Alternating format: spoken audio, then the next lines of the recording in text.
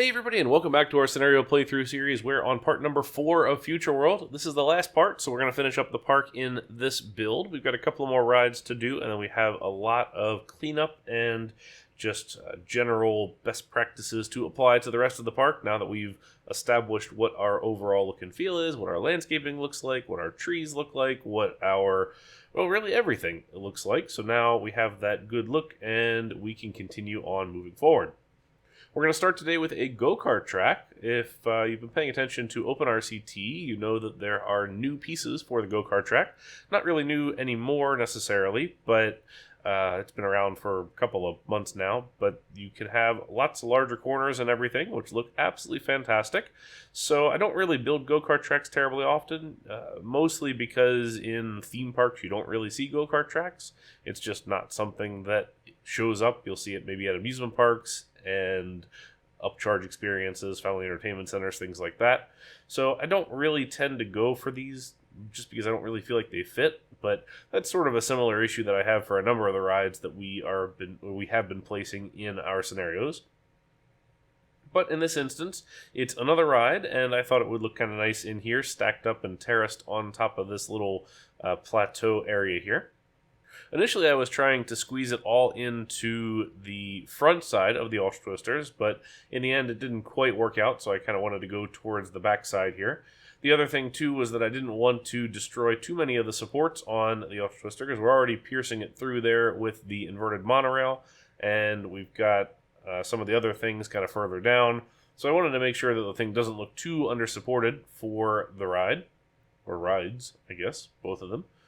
But we're going to go through here and do a little bit of adjustment, try and make this ride just a little bit longer.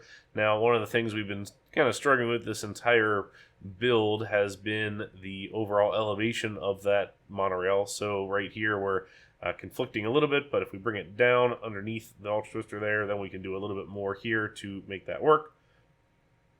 Of course, I realize I said about the supporting, I'm just kind of noticing now that I'm recording this that half of the back side of the purple Ultra Twister is currently floating, but that's a bit of an oops there. But I didn't necessarily intend to extend the carts all the way over to the hypercoaster, but we did, just to give it the space to work with. There's a support there that I didn't want to remove, so I adjusted that a little bit. And those double S-bends in the or underneath the monorail were just to keep that one support there visible as well. In general, like with many track rides, I don't like to have long sections of straight track, so that's part of the philosophy for the go-karts too. Kind of wind our way back and forth and in and out and just kind of keep the layout fairly interesting throughout the whole thing. Don't have a lot of space for our queue and our queue line, also the entrance and the exit too. It's backwards to how I usually like to do it. Usually the entrance is towards the front of the station and the exit is towards the back, but we just didn't have the space to work with because that plaza is there and we're not going to move it. So now that I have the ride open, I can go through here and adjust some landscape here a little bit.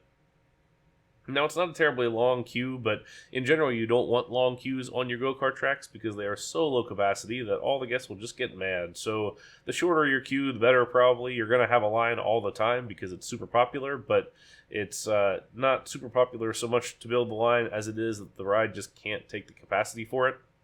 I think I adjusted it down to 2 laps only, but that is kind of what I like to do as a standard there, but either way, it's still going to take quite a long time because it's not exactly a small layout.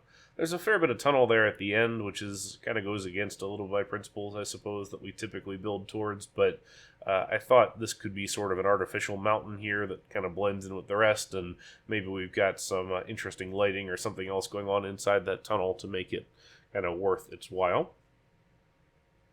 So we'll go through here and adjust that pathway a little bit and kind of clean up this whole space. We're continuing to remove the red path and replace it with the gray tarmac because it contrasts better with the red rock. So we'll go through there and continue to make those changes.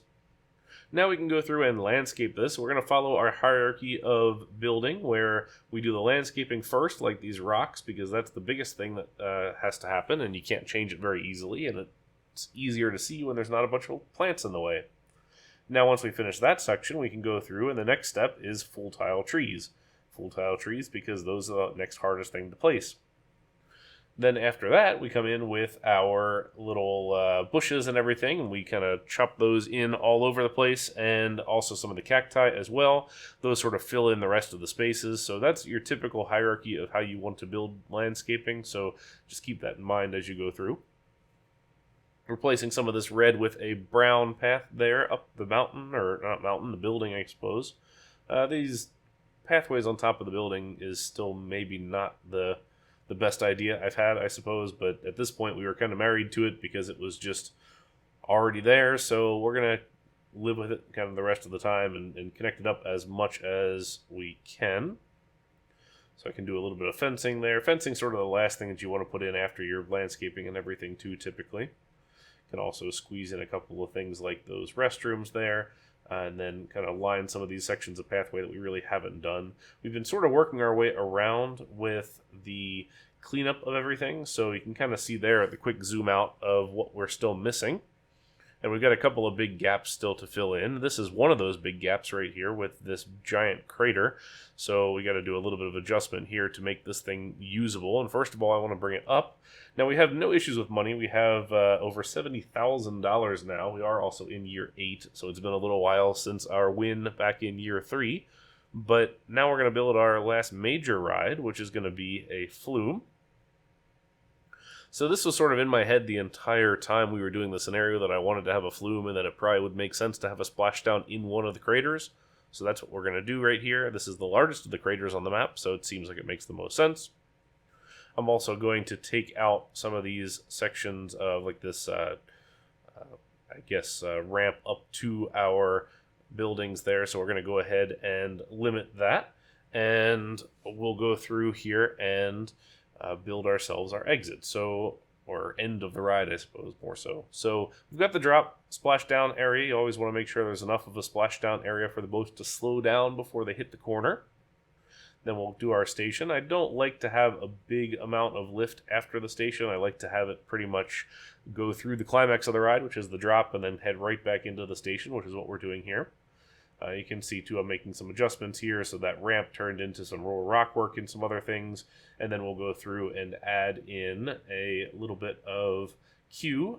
So now I can kind of throw this into that tunnel space right there, and we can finish that off.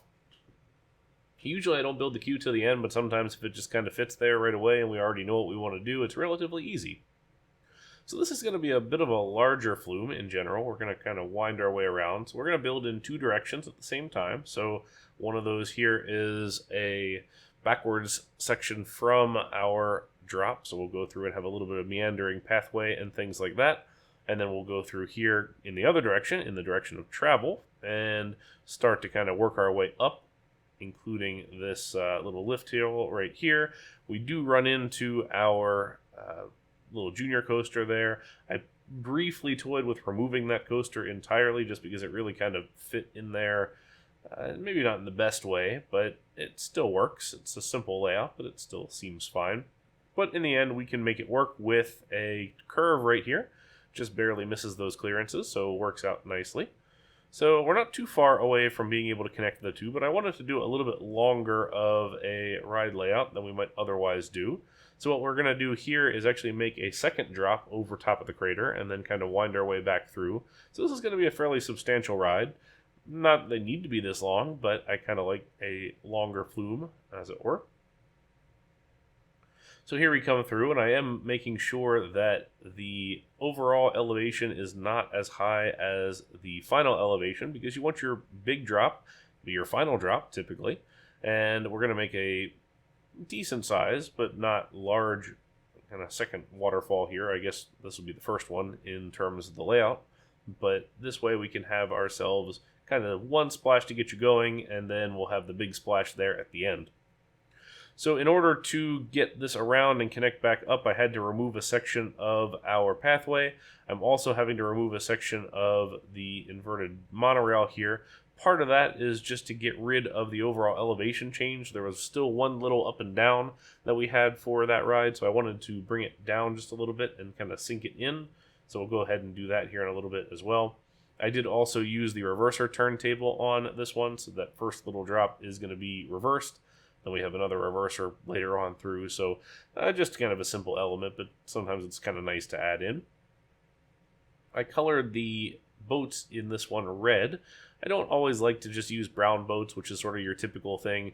I guess it comes from my original home park, Dutch Wonderland in Pennsylvania, where their Flume has really brightly colored boats like lime green and yellow and orange and red. And I don't know, for me it was always a thing. I always enjoyed that as a kid. So it's one of those memories that has stuck by, and we've continued to build that way for the future here. So you can see with the elevation change to the monorail, we now have to sink it down a little bit into this bit of a trench, but that's okay. Helps us connect in and across right here. Then we'll just have to put back our exit and our entrance through here. Relatively easy. We'll move that restroom right there just because it's kind of in the way. Once we connect the whole thing up, we can put it back, and that's just fine. Now you'll notice from a park layout standpoint, I did do these two connections from our plaza there by the Ultra Twister. So there's this one that goes over here to this side, and then there's the other one that goes over to the other side by the Hypercoaster, and that's really just to make sure we have loops of path so nobody's ever going to get lost, and it's a relatively easy navigable park layout. So not to say that it's necessarily happening all the time where you have loops, but dead ends are certainly plausible and realistic. But in this instance, I wanted to have some nice little loops that make it a little bit easier to find our way. Now we can complete that pathway up and over back to the Ultra Twister area there and kind of make it a little bit more varied, because originally it was fairly straight up and across. And I mentioned in the last video about how you don't always want to have just straight pathway. You want to have a little bit of variation in and out and kind of elevation changes up here. Just little subtle things throughout the whole space, just because it makes it feel like a more interesting journey. So I dropped in that Crooked House over there too. Not a ride that I usually use either terribly often, but I figured it would be a nice little 3x3 ride to toss in over here because we needed a support ride kind of up on this side of things. And it fit very well in that space. So now we can continue across to our section right here where we have this little queue building that I built way back at the very beginning for our Ultra Twister. We're going to do some adjustments to that here in a little bit, but for now I wanted to just kind of get the pathway connected back up while also changing our pathways out from the red to the gray. Well, I don't necessarily mind the red, I just find it very hard to use typically just because there's not a whole lot you can do with it and make it kind of look good. So in this instance, we're going to continue with moving our path here so we go underneath of the Flume, not over top of it. And that way we'll keep the building here kind of free of having a pathway on top of the thing, and then we can kind of clean that up a little bit later and add some more detail to it. And zoom in here a little bit, do some adjustments to our landscape. That will be in good shape. So here's where I did a little bit of adjustment there, make the thing have a roof. We could have done a little bit more in terms of the land buildings here. We haven't really gotten into that too much besides the couple there in the core of our park, but it might be something that we look into a little more here in the future as we do develop out some of these parks a little more. Add ourselves a little food plaza there in the middle of the pathway where we have a couple of those stalls. We have fries and burgers while also having a little seating area with it.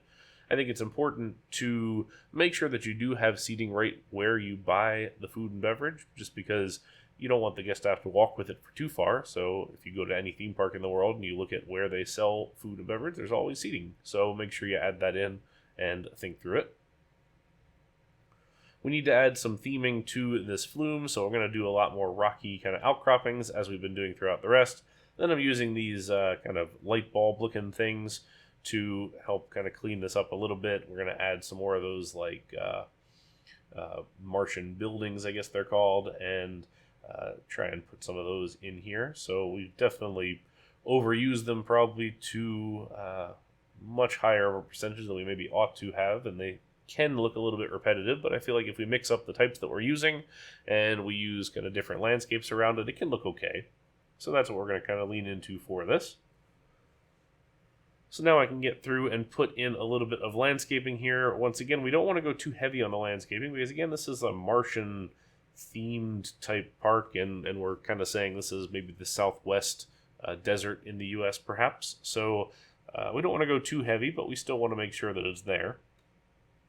I looked briefly at an exit from the top of that area there. Our park rating was absolutely tanking here, and it took me a minute to realize that we had accidentally removed a piece of queue inside the building there connecting to the motion simulator. So that was absolutely just crushing our park rating. But once we figured that out, it helped make the thing a little bit better. We lost a whole bunch of guests, which is fine because it'll bring in more guests with money to spend, because we still are charging quite a bit for some of these rides. As you can see, we're now very much outstripping our spend with our income. We're over 80,000 now, which is pretty darn good, I think. So come through here kind of in this area, and we'll cluster the landscaping in general. We want it to be thicker in some parts and thinner in other parts, and use that to kind of frame our views and block our views that we don't want the guests to see, or we want to kind of surprise in certain areas or reveal in certain areas. So things to consider as you're doing your landscaping. We've got this little trench for the junior coaster here that I want to clean up a little bit. I do like the pathway over top of it. I think that's a nice little bridge because it gives a cool interaction element for the ride itself, but also for the non-rider too. So we'll go ahead and lower that landscaping just a little bit so that the trench is slightly more visible. I'll go ahead and highlight the bottom of that trench with the light sand. The light sand is kind of perfect for inside ride restricted areas where you have fencing and everything, just to kind of call out something different. Also to put some kind of a ground cover there that doesn't necessarily need to be maintained. So I think that tends to work more or less okay. Continue to go back through here with some of this rock, and we'll bring in more of these little satellite dish things with this habitation, whatever it may be. And we'll kind of work our way through here, get our fencing and everything else. We're using a lot of these little creatures and little buildings here, or I guess they're more tall buildings, more so than we are with the kind of largest unit, just because it's super recognizable. So I think these ones look a little less repetitive maybe than the bigger stuff. But either way, it kind of all looks repetitive when you only have 6 or 7 types of pieces to work from. But we're going to make the best of it, and because this is kind of one theme throughout the whole space, it's just inevitable that we'll get a little repetitive, and that's okay. But you can always bring in other stuff. Like, for example, we've done the abstract scenery here throughout. We've also done maybe a couple of different mine things. I'm not sure if I used any of the barrels here or not, but that's always a good trick. The mine scenery is sort of great for just generic scenery. You have barrels and stacks of wood and things like that, and that applies to pretty much every major theme.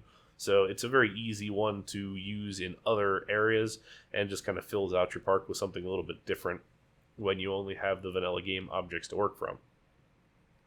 So now we're going to go have a look at this little Pinferry-ish traveling type coaster that's not really a traveling coaster, because we had to get a little creative with the layout and go kind of down low rather than keep it level and flat on the ground. So we're going to do a little bit of theming here. First, I want to go through and reduce some costs of things so that people actually get back onto the rides. Not that we're looking for the money, I just want the people in the queues. Also, it's kind of nice because with people in the queues, your regular path is more open, so the regular path can take more people, and it just kind of helps to space the folks out, I guess, in the park a little bit. So here is one of those instances where I did use the big structure there from the Martian scenery set, and I kind of did this radiating color of land texture out from the thing. So we had a little bit of a rock outcropping for it to sit on, and then I did the light sand and the red sand kind of coming out from the thing. So I'm not really sure what that would be, but I thought it looked kind of neat, so went ahead and did it. Now I'm going to roughen up the bottom here just to make it look a little less flat, a little more interesting perhaps, and we'll add in some bits of rock and other pieces like that. Also add in a couple more of the Martian elements here just to clean this thing up and finish it off. Like I said earlier, that light sand is super good for going underneath of rides. It just kind of helps keep the ride to pop a little bit visually. And I think we're in good shape there. So it's just a little bit of adjustment here, and at this point we're really just kind of cruising to the finish, and we can stop at any point. It's just a matter of kind of wanting to fill out this whole park, and unfortunately with this instance it's a fairly large park that we had to work with. There was really never any issue in running out of space when we're trying to squeeze in enough attractions to beat the goal. And I do like this instance though, where you don't have to stack rides and you don't have to put a bunch of things all on top of each other. We did do some pretty interesting integration of attractions here, and there is a lot of that interaction over and under and things like that, but we don't really have to force it, which is kind of nice. Some of the later scenarios we're going to get into, you will absolutely have to force them just because there's not a lot of room to work with. So for the most part, we're going to really have a kind of a comfortable level of density here, I think is really what I'm going for. And in general, you want to keep the density relatively consistent. You don't want one area to be just like absolutely jam-packed and crammed with stuff, and then other areas to be just wide open with lots of room to breathe, just because it doesn't really make sense from a build standpoint. So you want to make sure that you adjust your density in an appropriate way. So now I'm going back through here, trying to bring back in one of the supports there for the monorail, and going through and finishing off our sections here. Lots of just little landscape adjustment and kind of little cleanliness things, because really when we were building initially, we were trying to get to the goal, so it was just sort of a matter of let's get it done as quickly as we can. And when that was done, now we don't have to worry about the goal anymore, so we can just kind of do what we want. There's a little bit of the food and beverage around here, also just some adjustments to the look and feel of some of these things, like bringing up some of the lands there just to make it look a little more clean through the whole space, fencing and all of that just to clean up the whole area there. And also, as we sort of learned and grew about how we're going to do our landscaping throughout the whole map, it's good to revisit some of the older areas and just kind of spruce them up a little bit, where we were kind of going a little bit lighter initially on the landscape, but now we were going heavier on the bushes as we built a little further along. So that's just one of the things to think about. So we'll go back through and clean up some of those bits. Kind of like this area here where we're cleaning up around those buildings. I want to keep that rock work going, and I want to do those little bits of water here and there, because I do think the water always looks really nice within these spaces. So looking at a couple different things here, a few more rides perhaps, and thought, we don't have a Ferris wheel here, and where would a good Ferris wheel fit? And actually I kind of zeroed in fairly quickly on top of the building here, because we don't have anything on this far building that has the motion simulators inside of it, and it's just sort of a space for guests to go get lost at this point, so maybe instead we just build a Ferris wheel instead. The nice thing about the Ferris wheels is that you can put your huts on both sides or on either end, so it's super flexible in terms of that, and that's just what we did there with our exit. You can connect up the whole thing. I think it looks alright in the end. The 3D Cinema, again, one of those rides that I don't typically like to use in our games, just because it's kind of really big and flashy and sort of weird looking, and it's just not what you typically see in parks when it comes to simulators. But in this instance, it's sort of that futuristic feel to it, got the geodesic shapes, and it just works out fairly well. So what we're going to do is place two of them at a slightly angled positioning, and similar to what we do for the S&S launch towers, that way it gives us some capacity for one, and it just kind of helps to build the thing up a little bit. Maybe what I should have done too is put one at a slightly higher elevation, just to give it a little bit of differentiation as well. But in this instance, we're going to use the red for the glass, and the frame is going to be green and purple, just because that feels very, Martian-y appropriate color schemes. So this is sort of a dead end over here, and we'll connect it up there just to make ourselves a little tiny loop, but it works out nicely, and it fills in kind of that last little gap that we had on this side of the map. And that one area there that I had initially placed the first one of these before I kind of decided to go here, we can put something else. And what we'll do is bring back the space rings, because we had that in the original video. So part number 1, we had it placed there in the front plaza, and it just really didn't fit, and it wasn't kind of a good look in that space. But I did want to bring it back just because this is sort of the first space themed park that we've had to deal with, so we really ought to use the ride that's got space in the name. So we'll do that right here. And I also went ahead and changed the station style. I don't really love using these in general. I don't think they look great for longer track ride stations, but for the huts themselves, I do think they can look pretty good. So we'll go through and change this here and there, do some little bit of adjustments all throughout the whole space, change our landscaping, put our foliage in there, get our trees, get our bushes, get our cacti, all that kind of thing is getting situated and wrapped up. There's going to be some areas here, like this section here in the corner, where we really just don't have things, and we don't need to fill up every single square. That's sort of one of the key takeaways when you're building in a lot of these things. You don't need to fill every single square, you just need to make it feel appropriately dense. Like one of the big traps I typically see from a lot of newer builders is saying, well, I'm going to put a tree on every single tile and we're going to make it feel like a dense forest. It just looks messy, and there are lots of other ways to show density and kind of make it work. So just something to think about as you build through your space. So I'm going through here and adjusting all of these to the space huts. Now that we did the couple of them, we might as well continue and be consistent and do all of them throughout. We'll go make those changes here as we kind of rapidly approach our finale. So this was a pretty good build, I think. There was a lot to it, and it definitely took quite a lot longer than I expected here as we sit in year 9.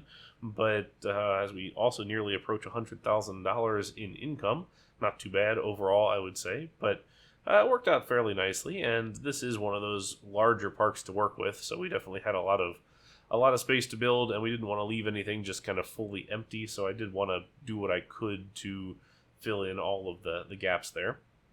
This is one of the kind of last areas that was sort of neglected initially, was over here by the Ultra Twister, the entrance and the exit. Sort of a weird exit path crossing under and then back under the other way. But for some reason I thought that would look all right, so that's what we went with.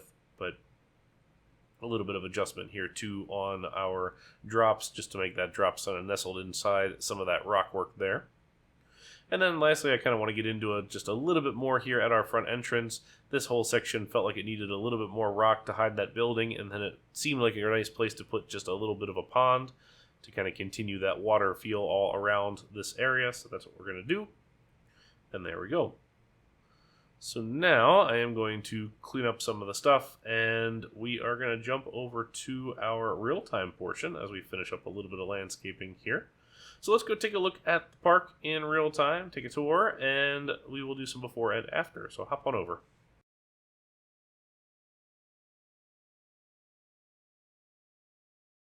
And here we are with our completed Future World Park. This one took quite a while. We are in October of year 9, so nearly 2 double-digit years on this one. So let's take a spin around the park and take a look. This is a pretty big map to begin with. We have our little entrance coming in through here underneath this checkerboard pathway. So our entrance is actually right up here in the middle.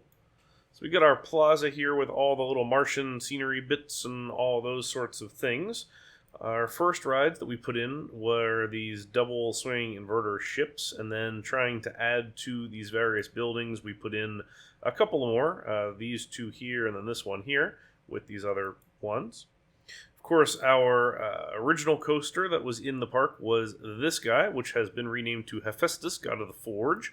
So we have the coaster emerging from our volcano here, and then a more realistic layout than what we had initially. Maybe not as exciting, perhaps, but I think it still works out, and I do like the yellow and black, as well as this kind of nice flowy corner thing in between.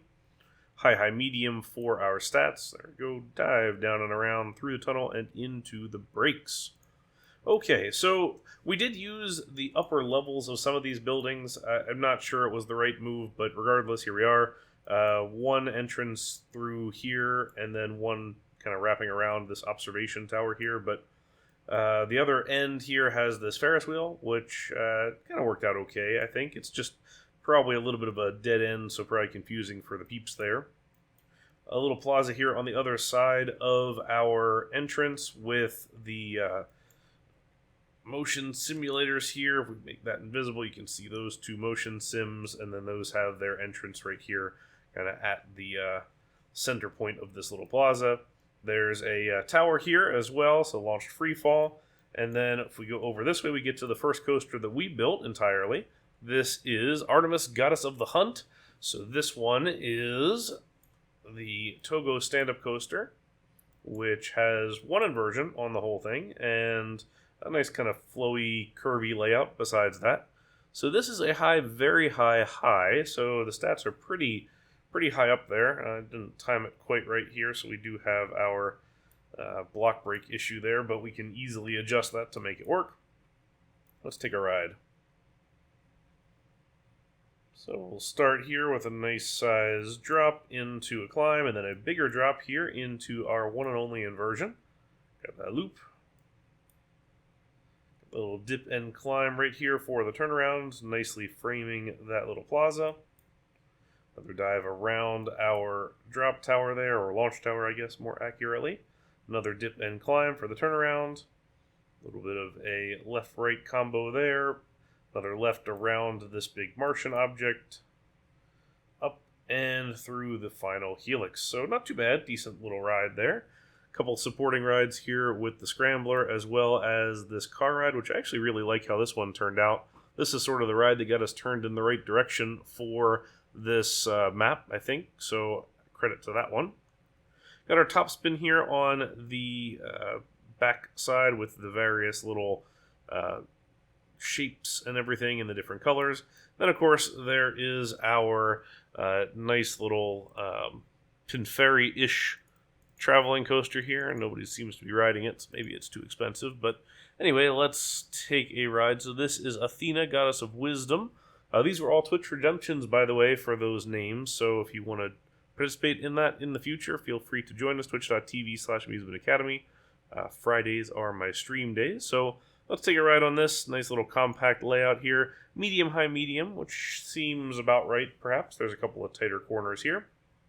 Got some block brakes in the middle, so we can run those trains fairly smoothly. We could probably actually run 5 if we really wanted to, but I think in general this fits fairly well. We get that helix around here. Key element here is just the stacked nature of the tracks. I think that worked fairly nicely. We get a nice little pass there as well. And some cool interaction. One final dip there into our little trench dive. A little hop here, and then one more up and into the brakes. So not too bad, fairly simple, but works well for us. If we go over here to the side, we have our Pluto's Flight School. So this is our Vekoma Junior Boomerang. Fairly simple layout, I would say, but I think it works nice enough. You can kind of see the layout there. High, high, medium seems about right. The inverted monorail, we did remove one of the stations right away, so the only 2 stations ended up being this guy on the back side here, and then the other one on the far side as well. So nothing from the front, which I thought was kind of an interesting way to go about it, but I think it worked out okay. I did look at potentially putting one right here at one point, but I kind of ran out of space to do it. I'm sure we could squeeze it in there, but it just didn't quite seem right at the time. Anyway, let's go underneath of the buildings, and then to the back here we have our flying saucers with our next little plaza right over here. And got a couple of different things right here. So first thing is our 2 Ultra Twisters here. So these were a redemption. I can't remember which song this one was based off of, but we have Mars Masher and Venus Freak, the Sexpomatic rides. So high, very high, high for these. And here we go. I'm gonna see the speed difference there. I think actually the blue one has a slower lift hill, which was my mistake for not adjusting that. This one's 5, this one's 4, so that's why it doesn't quite line up, but works out fairly nicely. It did get us some good income too, which I kind of liked. Just annoying that you can't do Ultra Twisters like they are realistically with the vertical lift and the vertical drop. But anyway, that works fine. We have our Red Rock River Splash, our Flume right here. Nice long station with the queue. Queue probably could be longer because these Flumes really love to have a long queue. Nice kind of windy pathway here. Reverser turntable, nice little drop here, reverser back to front. Then one final kind of windy bit up top here before our largest drop down into the crater. And to finish off there, that one was a pretty good ride. That was our last big track ride we did. Then, of course, our go-karts right here, which I think turned out fairly nicely. Did use up a bit of space, which I think worked out fairly okay. So those looks good with the new pieces especially. Let's go back to the front here where we have our double 3D cinemas that I think could look nice if we kind of raised up one perhaps a little bit just to change it up a bit.